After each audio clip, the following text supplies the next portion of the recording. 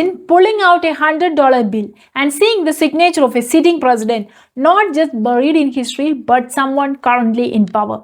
That's exactly what is happening in the United States right now. For the first time ever, a sitting president, Donald Trump, is said to have his signature printed on US currency. No, it's not just a fake news. And no, it does not technically break the law. But it raises a much bigger question. Is this a smart symbolic move or the beginning of something far more controversial? As a part of America's 250th anniversary celebrations in 2026, the United States Treasury has announced a major design change. Traditionally, the US dollar bills carry the signatures of the Treasury Secretary and the Treasurer.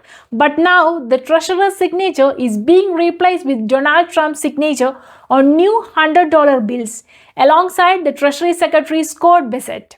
These new notes are expected to go into the print from June 2026. Along with this, a 24-karat gold commemorative coin featuring Trump's image has also been approved, making this one of the most unusual currency updates in modern US history.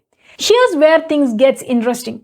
There is actually an old US law from 1866 that bans living people from appearing on currency. This rule came after a controversy involving a government official who secretly put his own face on money. But here's the twist. That law only applies to the portraits, not signatures. So technically, putting a president's signature on currency is completely legal. Which means this move is not illegal, but legality does not allow settled debate. Supporters argue that this is simply a symbolic and commemorative move. The US is celebrating 250 years of independence, and governments often introduce special designs during milestone anniversaries. They also point out that this does not affect the economy, inflation, or the value of dollar in any way.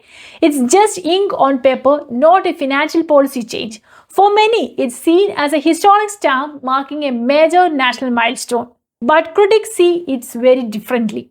Currency is not just money, it's a symbol of national identity, and putting the signature of a sitting president on it can feel like turning that symbol into a political tool.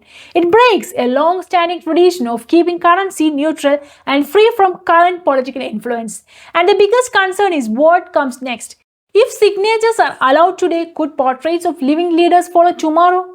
So the real question is not just whether this is legal or not. The real question is what message should a country print on its money? And once that line starts to shift, can it ever go back? If you found this breakdown useful, please subscribe.